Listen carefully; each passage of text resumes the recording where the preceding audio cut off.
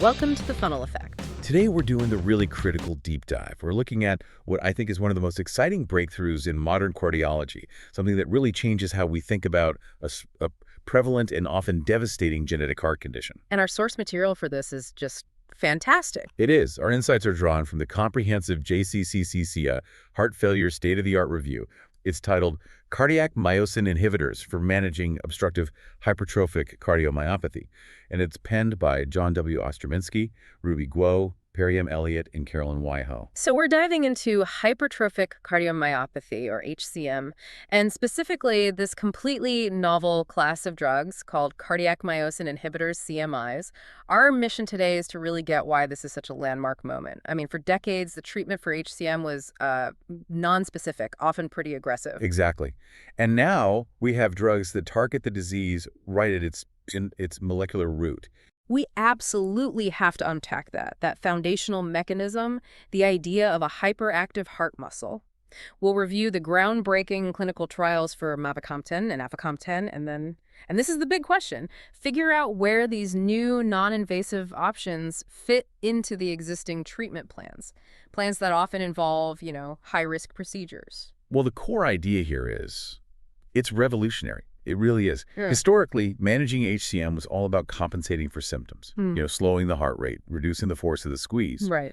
Now, the high-level takeaway is that we finally have a pharmacotherapy that directly addresses the core pathobiological problem. We're not just adjusting the brakes anymore.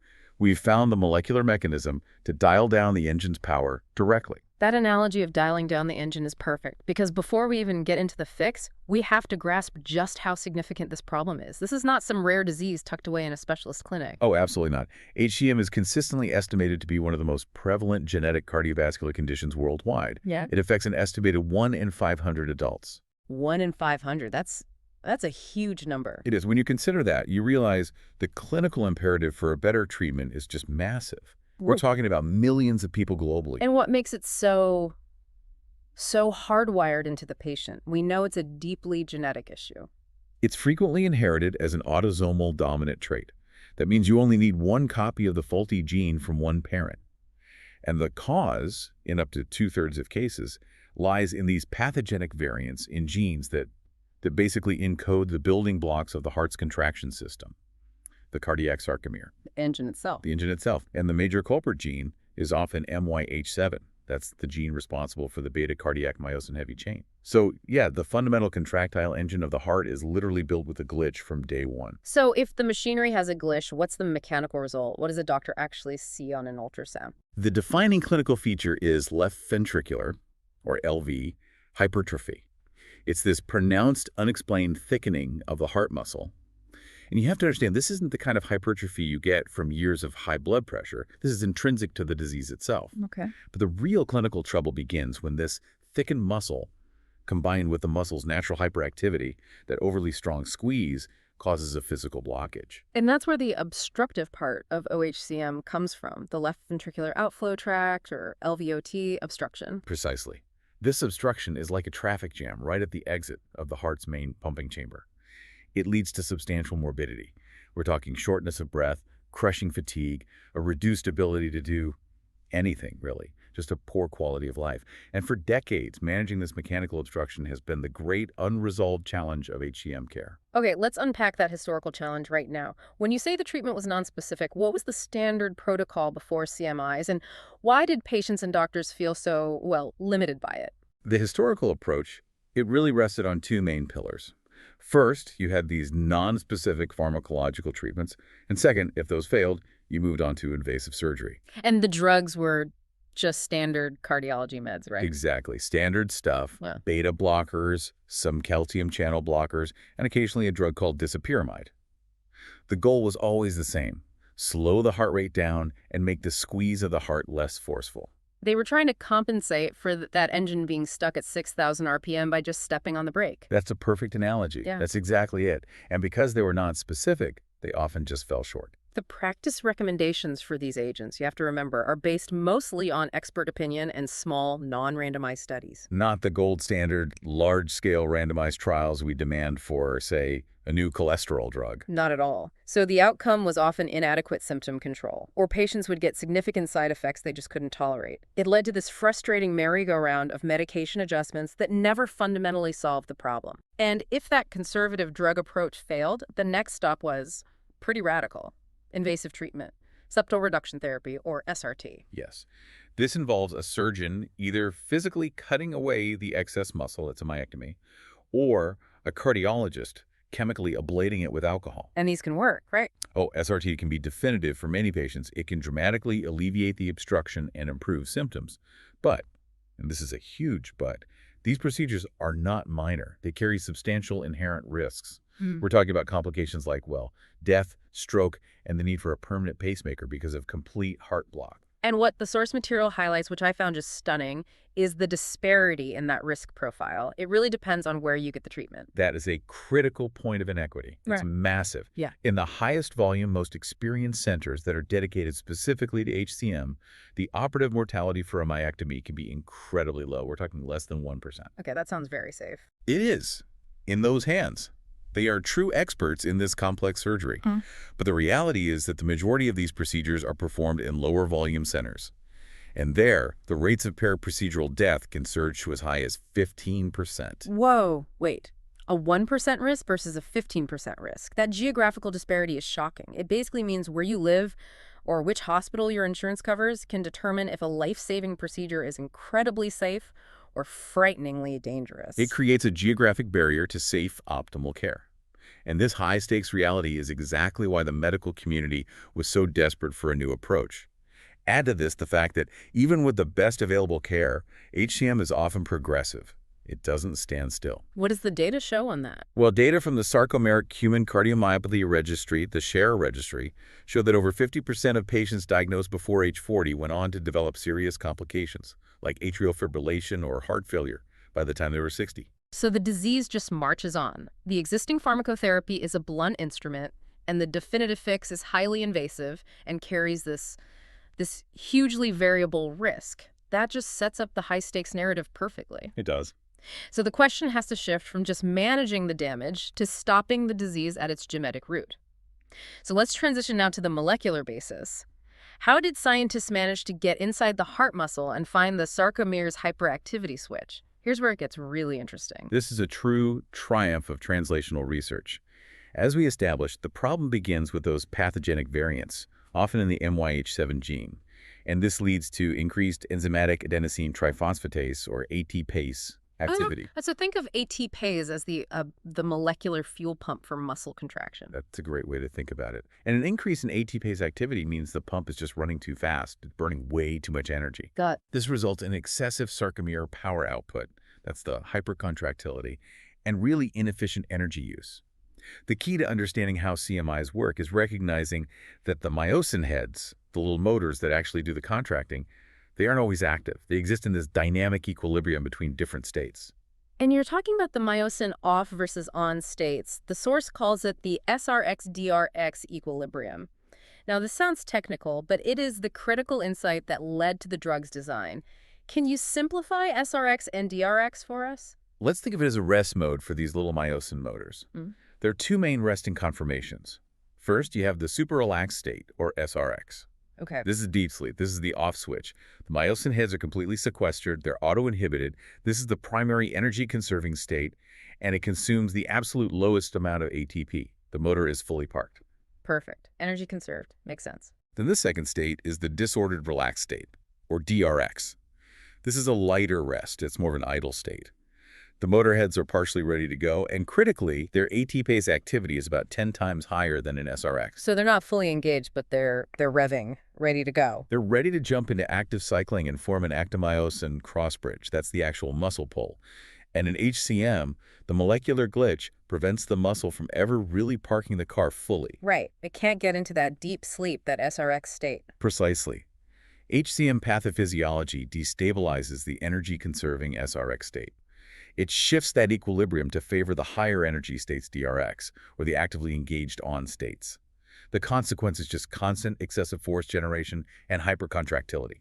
The heart is stuck idling at high speed, which leads to the physical hypertrophy and ultimately the obstruction. So the goal of CMIs is not just to slow the heart rate, but to actually stabilize that deep sleep state, the SRX state, and force those motorheads to park and conserve energy. How do mavacamten and aficamten achieve this molecular correction? Mavacamten was the first to really prove this concept. It suppresses contractility by inhibiting myosin ATPase, but its specific mechanism is the key. It stabilizes the SRX conformation. So it's pushing the equilibrium back to where it should be. It's effectively pushing those myosin heads back into their lowest energy state.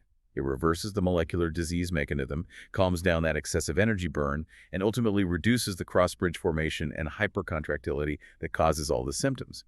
This mechanism, stabilizing the off switch, that is the core of the breakthrough. The source material is very clear that mavacamten is the SRX stabilizer. But aficamten, which is sort of the next generation inhibitor, might achieve the same end result reduced contractility through a slightly different route. That's the subtlety here. Aficamten is also a small molecule allosteric inhibitor that reduces ATPase activity. Its main advantage, as we'll get into, is really practical. Mechanistically, while it does reduce the rate of inorganic phosphate release, which effectively prolongs the pause in the ATPase cycle, Yeah. it may not rely purely on SRX stabilization. So the source proposes aficamten might act via an SRX-independent mechanism, stabilizing the myosin in a different kind of parked state. That's right. The specific relaxation dynamics are less well understood than mavacamten's, but the clinical objective is identical: diminished hypercontractility and reduced energy waste. However, the differences that really matter most to the prescriber and the patient are pharmacokinetic, how the body actually handles the drug. And that distinction between the deep mechanism and the practical clinical use is vital. Let's talk about those pharmacokinetic differences, specifically half-life and drug interactions. Aficamten was intentionally designed to improve upon mavacamten's profile. Mavacamten has a relatively long half-life, somewhere around 7 to 9 days. Aficamten's is significantly shorter, at 3 to 4 days. What does a shorter half-life mean in the real world for managing a patient? It gives the physician a much wider therapeutic window. And just greater control. You can achieve dose stability faster. And if you need to discontinue the drug because of a safety concern, let's say the heart squeeze gets a little too weak, the drug washes out of the system much more rapidly. This offers a huge practical safety advantage, especially during those early dose titrations. And the other massive difference is the dreaded drug interaction profile. This is always a huge headache in cardiology. A major hurdle for mavacamten. It's extensively metabolized by several of these hepatic cytochrome P450 isoenzymes, CYP3A4, CYP2C9, CYP2C19, a whole list of them. Which means? It means that if a patient is taking any strong or moderate inhibitor or inducer of these specific liver enzymes, they either can't take mavacamten at all, or it requires extremely complex monitoring and dose adjustments. And that's incredibly common for cardiac patients who are often on multiple medications for cholesterol, blood pressure, rhythm control. Exactly. It forces physicians to run these complicated checks against the patient's entire medication list every single time they consider mavacamten. Aficamten, in contrast, was optimized to avoid significant interaction with these cytochrome P450 isoenzymes.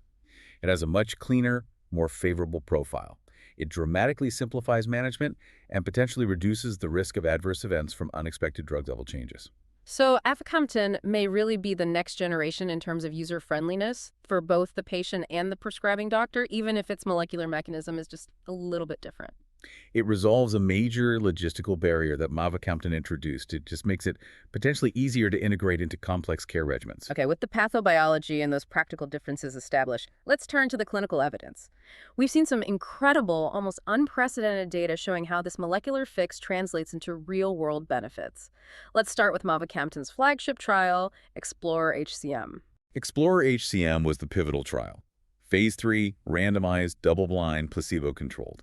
It enrolled symptomatic patients with obstructive HCM, and the primary endpoint was highly relevant to quality of life. Right, it wasn't just a lab number. No, it was improvement in NYHA functional class, which is a measure of symptom severity, and improvement in peak oxygen consumption, PVO2, which directly measures exercise capacity. And the results.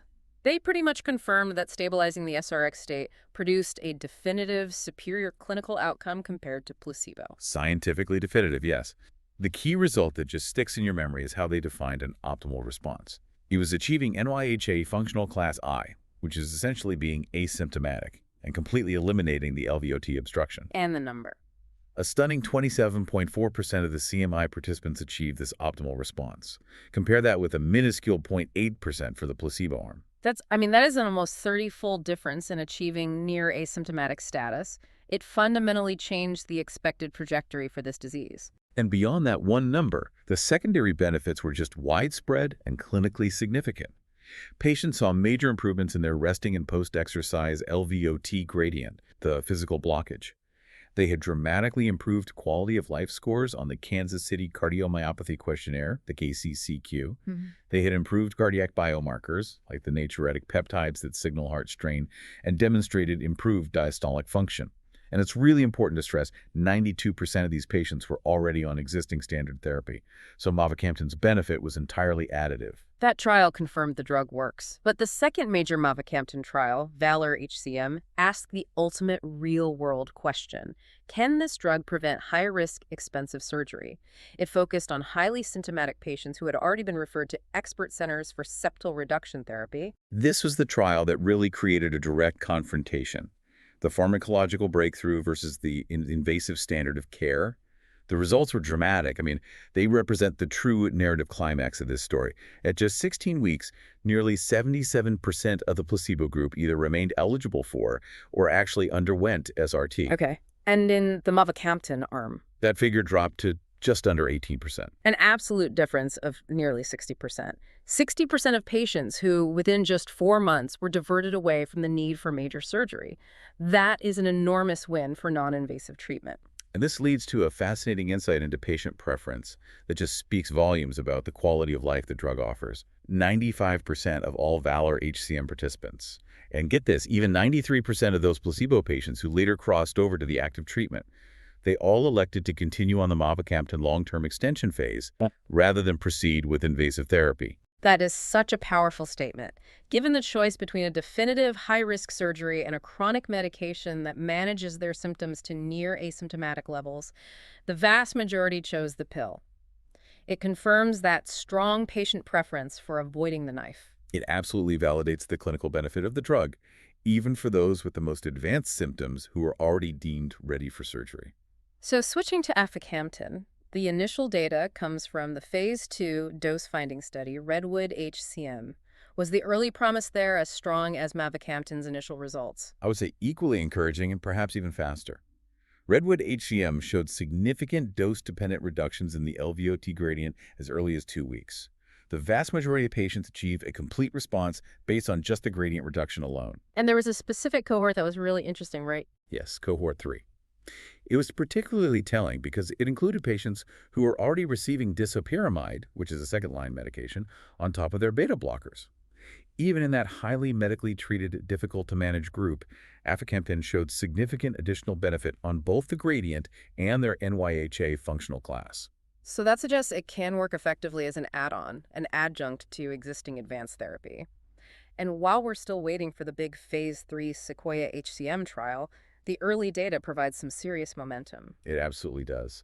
And the durability of these effects is so crucial, given that HCM is a progressive, lifelong condition. Interim reports from the mavacamten Explorer LTE program, the long-term extension, showed sustained clinically meaningful improvement. How long? Out to 84 weeks, so nearly 2 years. Sustained improvements in the LVOT gradient, in symptoms, in those heart strain markers, with no new safety signals emerging. This really suggests the effect is lasting. And similar sustained benefits were reported from the FOREST-HCM open-label extension for aficamten as well. This long-term data provides the foundation physicians need to really commit to this as a chronic, lifelong treatment. It confirms that this isn't just a honeymoon period with a new drug. This is a foundational shift in managing the disease's core pathology over the long haul. So if we connect this all to the bigger picture, how do we use these drugs now? Where does this groundbreaking pharmacotherapy fit into the established, decades-long practice of managing HCM? Integration is. It's a methodical process. It's guided by the data we have. Yeah. And because all the pivotal trials enrolled patients who were already on high rates of standard medical therapy, current guidelines still recommend non-vasodilating beta blockers and non-dihydropyridine calcium channel blockers as the first-line treatment for OHCM. Because they're the established, generic, lower-cost option. Exactly. So for now, CMIs are positioned as the advanced second-line option. And when would a doctor consider them? Well, when patients have refractory symptoms, meaning their symptoms aren't controlled, or if they simply can't tolerate those first-line agents, CMIs are then considered alongside disopyramide or invasive SRT. Now, disopyramide is an old drug, but it's often limited by supply shortages and a lot of side effects: dry mouth, blurred vision, and significant safety risks. So given those limitations, CMIs or SRT often become the most viable advanced options. But the future of that treatment algorithm is already being challenged, isn't it? Oh, absolutely. The MAPLE-HCM trial is explicitly designed to determine if CMIs belong right at the top of the hierarchy. It's comparing aficamten directly against metoprolol succinate, a standard first-line beta blocker. If that trial shows superior efficacy for aficamten, well, it could lead to a massive paradigm shift where CMIs become the preferred first-line pharmacological treatment. We should have those results around 2025. That's the timeline, yes. And that comparison leads directly to the massive patient-centered decision, CMIs versus SRT. If a patient is eligible for surgery, why choose a lifelong drug? The SRT procedure is potentially a one-and-done fix, after all. CMIs offer a long-term pharmacotherapeutic alternative that lets patients avoid the hospital stay, the long recovery time, and all the inherent risks of surgery. And the VALOR-HCM data profoundly validated that strong preference for non-invasive options, even in patients who were highly symptomatic and had already been referred to high-volume surgical centers. Yeah. For many patients, the avoidance of the knife is absolutely worth the chronic requirement for a pill. And it also addresses that access barrier we talked about earlier, the low-volume center problem. It does. CMIs widen the safety net. They're crucial for patients who are deemed suboptimal SRT candidates, people with unsuitable cardiac anatomy, or those who have an elevated operative risk due to advanced age, frailty, or multiple other medical conditions. They're also a vital tool for patients who still have persistent symptoms even after successfully undergoing SRT. They fill a massive gap in care. This advancement is immense, but it does come with a safety trade-off that is essential to address. Because these drugs are so effective at inhibiting contractility, there is a risk of them working too well, weakening the heart squeeze. This led the FDA to require really strict risk evaluation and management strategy, or REM, program for mavacamten. That's exactly right. Mavacamten can cause a modest but crucial reduction in the left ventricular ejection fraction, or LVEF. That's the main measure of the heart's pumping strength.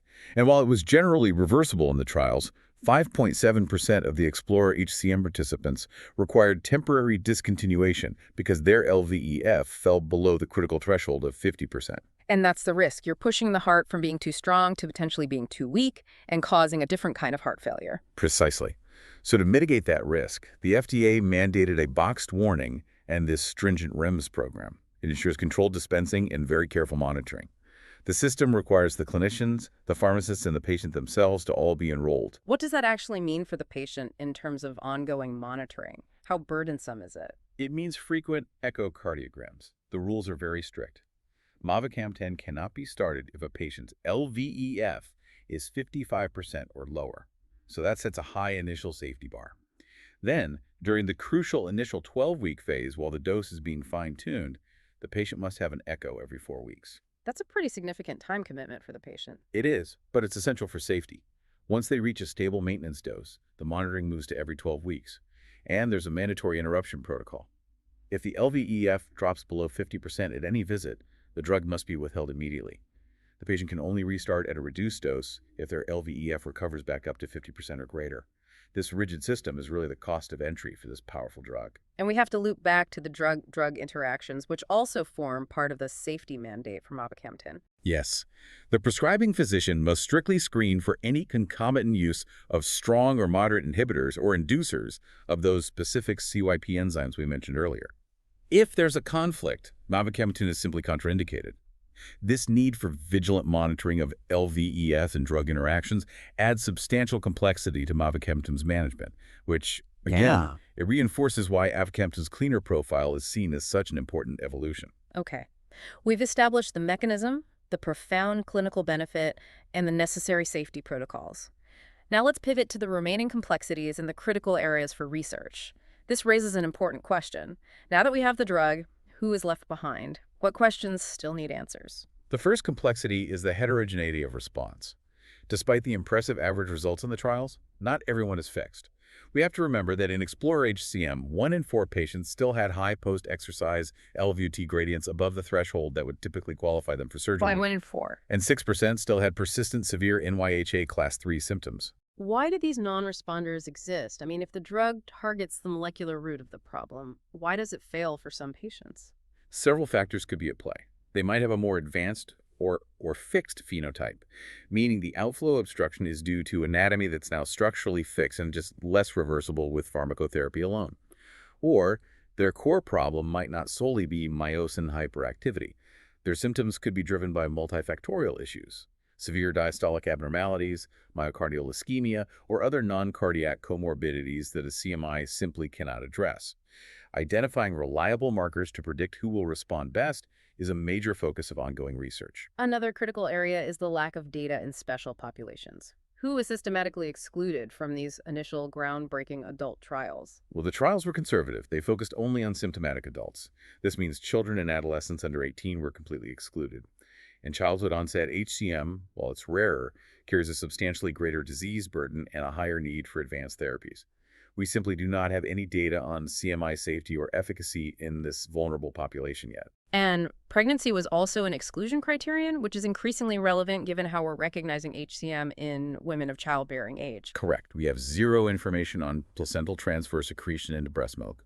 Before CMIs can be used safely in these high-risk populations, specific clinical data will be required. It's a huge gap. And moving beyond the obstructive form, what about that large population of patients who have HCM but don't have the severe LVOT obstruction, non-obstructive HCM, or NHCM? NHCM is a huge segment of the patient population, and critically, they carry comparable long-term mortality rates to OHCM. Yet, effective therapeutic strategies for symptomatic NHCM have been, well, almost non-existent. Is there any hope for them with these drugs? There is. The Phase 2 Maverick HCM trial offered a real ray of hope. Mavacamten was well tolerated in NHCM patients, and it significantly reduced the cardiac biomarkers that signal heart strain. So even without the physical obstruction, the drug appears to be fixing the underlying hypercontractile state at the muscular level. Precisely. It hints at a potential role. It suggests the drug can address the disease at the level of the muscle fiber, regardless of whether that leads to a physical blockage or not. However, we desperately need large Phase 3 trials to confirm its role and proper use for symptomatic NHCM patients. It represents a major area of unmet need. And the drug may even have applications outside of confirmed HCM, specifically in heart failure patients whose hearts might be hyperactive without carrying that specific HCM diagnosis. There is emerging enthusiasm for using CMIs in certain patients with heart failure, with preserved ejection fraction or HFpEF. Specifically, the subgroup who often have a supernormal LVEF, so above 65 or 70%, and suffer from diastolic dysfunction. Their heart struggles to relax and fill properly. And the theory is? The theory is that some of these patients may have an underlying subclinical hypercontractile state that overlaps with the HCM phenotype. Mavacamten is being tested in the MBI-HFpEF trial right now to explore this very concept. It could potentially expand CMIs far beyond their initial HCM indication. We also have to give adequate focus to the ethical and societal challenge that the source material raises, the issue of equity and representation in the CMI trials. This is a critical point that merits reflection. While the trials did a decent job of enrolling women, racial and ethnic minority populations were significantly underrepresented. For example, non-white participants made up only 9 to 11% of the participants in the key mavacamten trials. And this matters profoundly because, as the source notes, race and ethnicity are already documented factors in HCM outcomes. Exactly. We know that Black patients are often more likely to present with advanced disease and face documented disparities in access to care, including life-saving things like defibrillators. They already face the highest age-adjusted mortality rate among all racial and ethnic groups with HCM. So when trials lack diversity? When trials lack diversity, the limited experience gained risks exacerbating these established disparities as this powerful new drug gets implemented broadly. It limits our understanding of how the drug performs across the full spectrum of patient genetics and presentations. Broader diversity has to be an urgent priority for all forthcoming CMI trials, including SEQUOIA-HCM, And finally, we cannot ignore the cost-value considerations. This scientific breakthrough comes with a staggering price tag that creates a major access barrier. The cost is formidable. Mavacamten is commercially priced at $89,500 per year in the United States, and this prompted a hard look at its economic value by the Institute for Clinical and Economic Review, or ICER, back in 2022. And what was the conclusion of that value analysis? The ICER report concluded that the established invasive procedure, SRT, was actually superior to mavacamten at the commonly accepted cost-effectiveness thresholds in the U.S. They estimated that for mavacamten to truly be cost-effective to deliver enough health benefit per dollar spent, the health benefit price benchmark would need to be in the range of $12,000 to $15,000 per year. That is a shocking gap, an almost $80,000 difference between the market price and the price benchmark for cost effectiveness. The financial toxicity for the healthcare system and for patients remains immense, even with good insurance. It highlights the necessity for immediate future analyses and dedicated programs to ensure equitable access.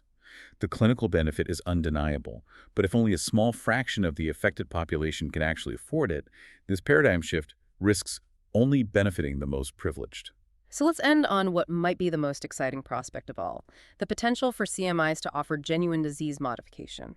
If these drugs can fix the molecular machine early enough, could they prevent the disease from ever progressing? This is the ultimate transformative opportunity.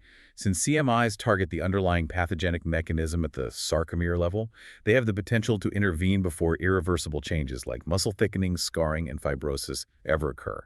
And we have very powerful preclinical evidence supporting this. Tell us about that preclinical data. What did they find in the mouse models? Early long-term administration of mavacamten in a mouse model of HCM significantly attenuated the development of ventricular hypertrophy and myocardial disarray. That's the disorganized muscle structure characteristic of HCM. And it significantly reduced fibrosis. It even suppressed the very genes associated with disease progression. So if that translates to humans, it means we could potentially slow or even stop the disease from progressing in at-risk individuals before their hearts are irrevocably altered. Exactly. This opens the door to using CMIs in individuals who are genotype positive but phenotype negative. They carry the faulty gene, but they haven't yet developed the characteristic LV hypertrophy or symptoms. They are, in effect, preclinical HCM patients. But treating young, healthy, asymptomatic individuals, children, perhaps, that requires a level of confidence in the long-term safety profile that far exceeds the 2 years of data we currently have. It requires extreme confidence, and it means overcoming substantial logistical hurdles, including the need for large studies and potentially decades of follow-up to detect a benefit in a cohort that is, for all intents and purposes, currently healthy. But the potential is profound.